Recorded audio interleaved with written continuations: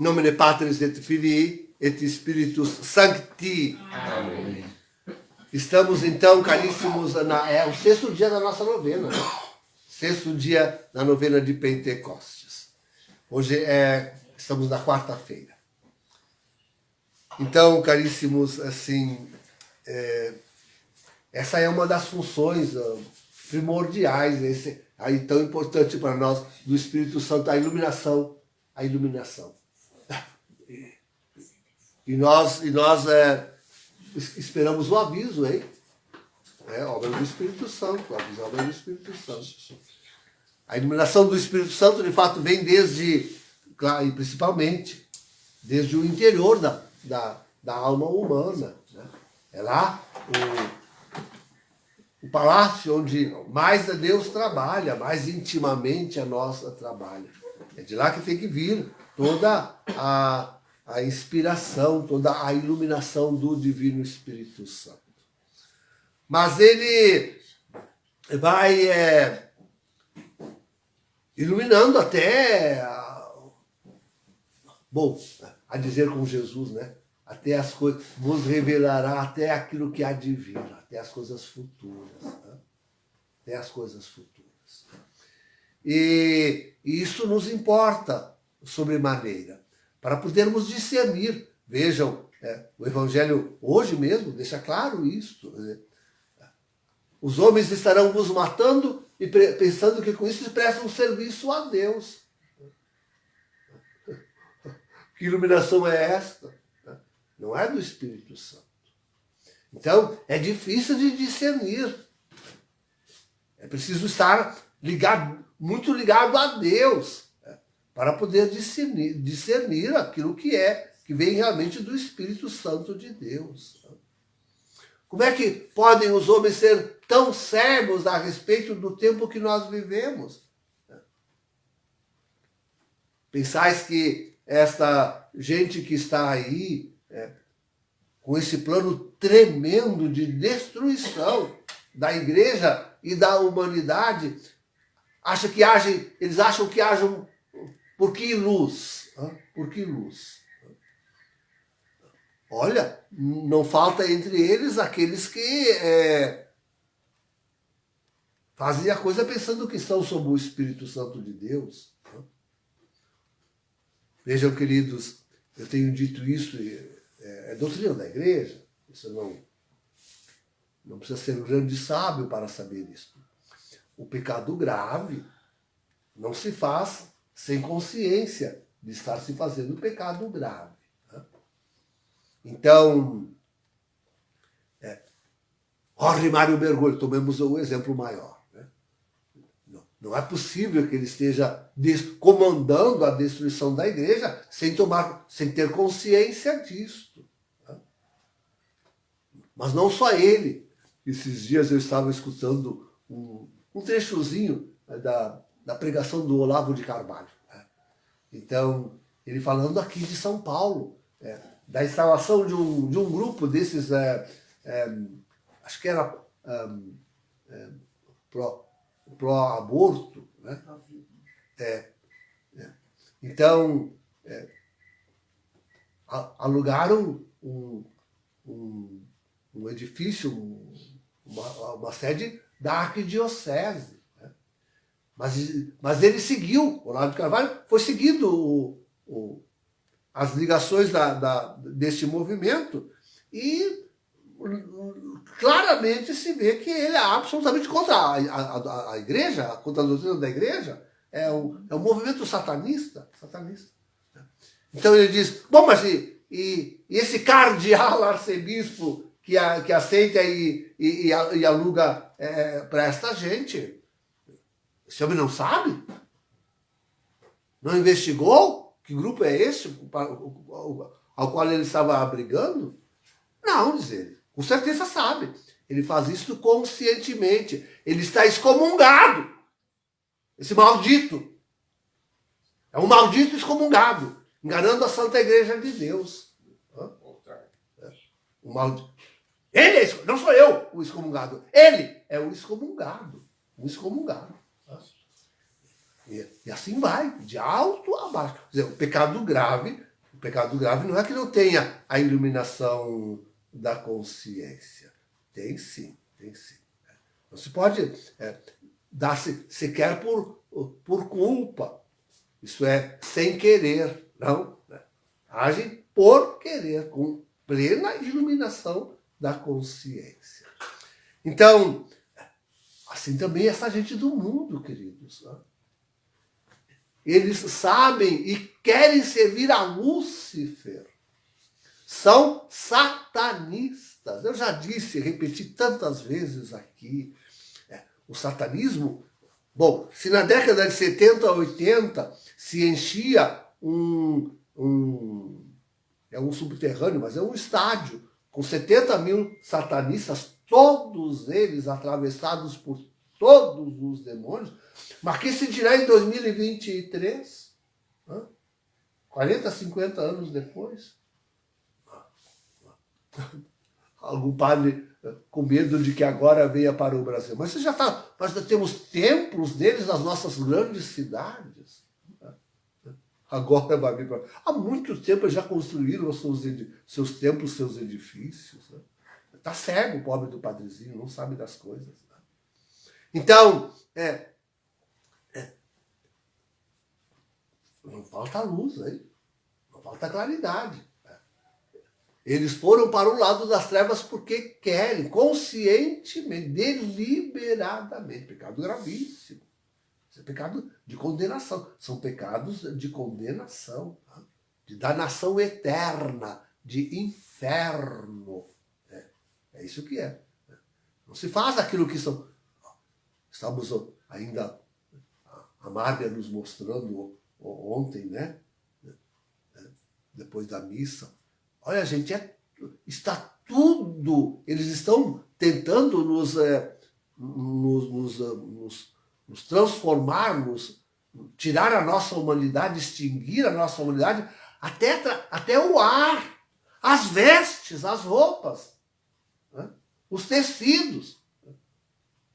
É impressionante o calor que exala o nosso corpo, a água que bebemos, as frutas e as verduras que comemos, as grandes fábricas e indústrias, e algumas nem tão grandes assim, estão todas em conluio, trabalhando.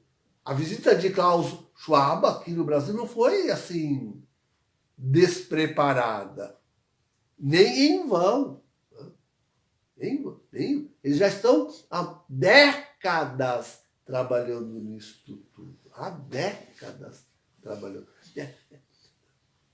Por isso digo, só Deus mesmo pode... Olha o nosso defensor que ontem falávamos. Só Deus. Né? E para irmos conhecendo tudo... Assim, então, o pessoal falava, agora não sei se fala muito mais, porque são tantas as provas, é tanta a evidência, que não cabe mais falar em teoria, não é teoria que eles falam, da conspiração, como é que eles falam? Não é a teoria da conspiração. Então, é algo que denota mais ignorância. Né? Então, não é mais uma teoria que a gente cria e que... Não, é a realidade. Estão realmente não mais conspirando. Agora não se trata mais de uma conspiração. Né? Eles estão trabalhando na destruição da igreja e da humanidade. Queridos, isso é uma ilação que é importante fazer. Deixe-me dizê-la. Né? Aí o pessoal pensa assim que a igreja está isenta. Né? Que tudo isso até pode estar acontecendo no mundo. Que o Lúcifer está trabalhando e fazendo tudo isso até para a extinção da humanidade. Mas a igreja está isenta. Não, queridos. O alvo principal de Lúcifer sempre foi e sempre será Deus. E as coisas de Deus e a Santa Igreja. Desde o início, o que ele pensa é em destruir a igreja. E tudo o que ele faz tem esse intento, esse fim, esse desígnio seu. A igreja é a primeira a ser atacada. E por isso que ela já está toda penetrada, infiltrada nesses inimigos, que se revestem agora até do papado, né? Do episcopado, do sacerdócio. Leigos infiltrados nos grupos, né? Nos movimentos, nas congregações religiosas, né? Tudo penetrado. Mas quanto mais hoje, não pensar que a igreja está isenta, que ela se conserva ali fora deste mundo. Não queiram se iludir. Né? Não sejais bobos inocentes. Não sejais. Né? Não deixeis que isso já, olha, desculpe, mas isso já até por malícia, que ainda quer se apegar a um pensamento tal, não deixar que o Espírito Santo o ilumine para compreender isto, desculpe, mas aí já nem é mais inocência, já é malícia, está compreendendo, mas faz de conta que não compreende, que não aceita, para poder conservar a sua bela vida, a sua bela devoção. Ele continua indo na igreja, rezando, e tá tudo bem, e continuam canonizando, continuam acontecendo milagres, e continua isso, e continua aquilo, e ele não precisa fazer nada, porque a igreja está isenta de tudo isso. Não, por favor, não pensem assim, Então, o Espírito Santo realmente precisa... E esse é o passo importante e derradeiro, queridos. Né? Mas, o Espírito Santo tem que discernir para nós o tempo que nós vivemos. Né? É Ele que deve iluminar a nossa consciência para sabermos que estamos, sim, no fim dos tempos. Né? Que o fim do mundo chegou. É Ele que tem que mostrar para nós quem é Francisco. É verdade que nós nos pegamos, sim, e temos isso ainda. Nós nos pegamos digamos, a ciência jurídica para saber que ele usurpou a cátedra petrina. Né? Foi colocado lá pela máfia de Santa Gallen e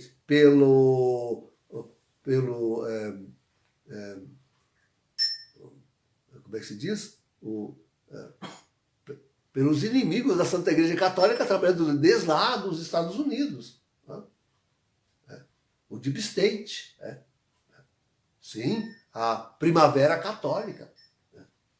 Inocentes, querem ser inocentes e pensam que houve tantas primaveras e a igreja não teve a sua. Por favor.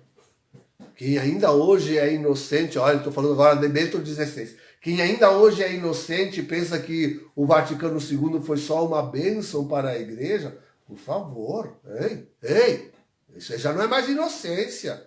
Aí já tem uma malícia, uma maldade escondida, perversidade escondida aí, hein? Cuidado. Hoje não se pode mais dizer...